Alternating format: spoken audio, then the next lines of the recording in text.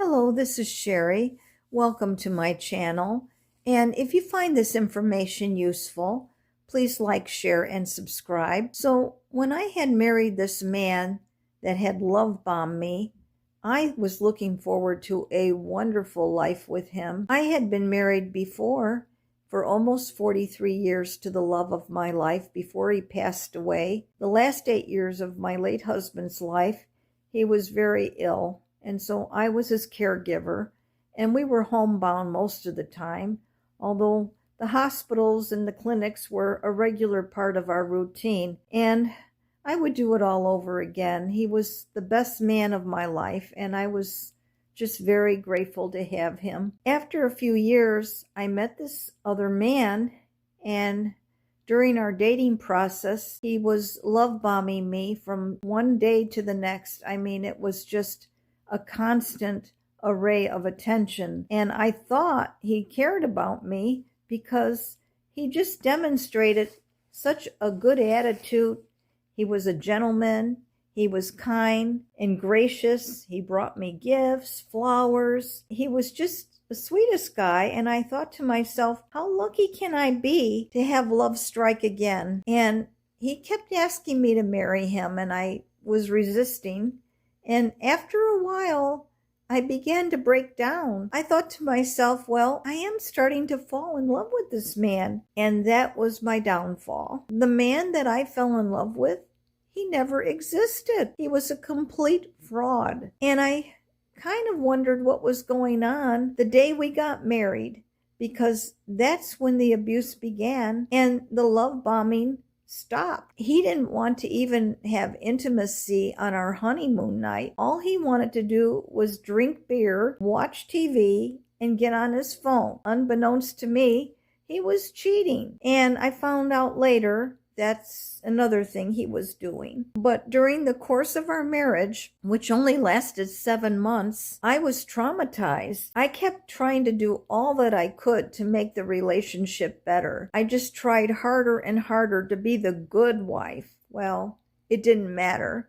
No matter what I did, he didn't appreciate me. I would try to please him in any way I could, and he completely ignored me. He didn't want to hug me, kiss me, love me, and I just felt so rejected. I was beginning to think, what is wrong with me? And then I found all the proof I needed that he had been cheating right along, and that he was a persona of what I thought he was. I was just completely devastated. And when I confronted him about all of the information that I had discovered, of course, in the beginning, he denied it. But after a while, when I kept catching him over and over again, he began to admit it. And at first, he made promises to try to save our marriage, but he didn't want to go to counseling. He didn't even want to try to save our marriage. And I suspected nothing was working out because it was the same attitude from him. The abuse was constant, the neglect, the name-calling, the threats, all of that was the same. Nothing changed. So I remember specifically one day, after being completely frustrated, trying to save my marriage, praying to God to intervene, I asked him, I said, if you didn't love me and you don't care about me, obviously, the way you're treating me, why did you even marry me? And he told me, he said, I felt sorry for you because of what you went through with your husband that passed away, you taking care of him for 8 years. And he says, I felt sorry for you, so that's why I married you. I was just devastated. I couldn't believe he said that, but he did. And then he went on to say, I don't know what you're complaining about.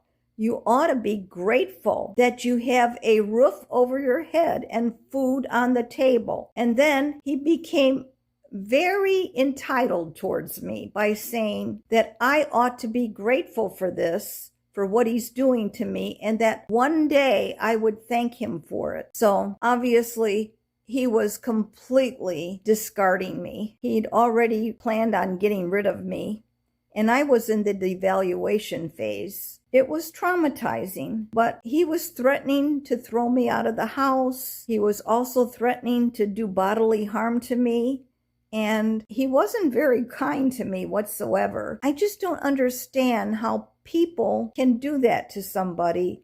I mean, I just really feel marriage is a sacred thing. I guess to a narcissist, nothing is sacred. Everything is up for grabs. So eventually I just had to make the choice to either stay into this abusive relationship, which could have turned out pretty badly because the abuse was getting worse and worse on a daily basis, or leave before something terrible happened. And I did choose to get out. It hurt me.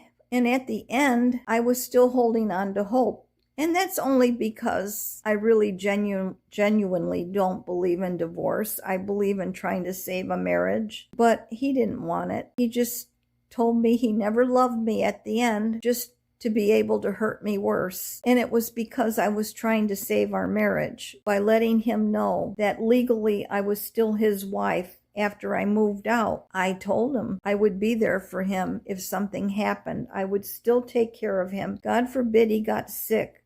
I would be there as his wife because I don't believe in divorce. I believe in the marriage vows, for better or for worse, in sickness and in health. And that's when he told me he never loved me. And he told me twice he never loved me. And I think that's what made me realize I had to stop fighting for that marriage. And yes, it hurt me, but it was good that I was able to face the truth because, traumatized relationships, that can cause you to stay into some toxic environment that isn't good for you. So my message is, if anybody is in that environment where you're not getting the love, respect, and the honor you deserve, whether you're married or not married, but you're in a toxic relationship and you're not getting the respect and the honor that you're giving, get help and get out. It's not worth it. If that person doesn't love you and they're not going to show you respect or honor, then move on with your life and be kind to yourself. Thank you and take care.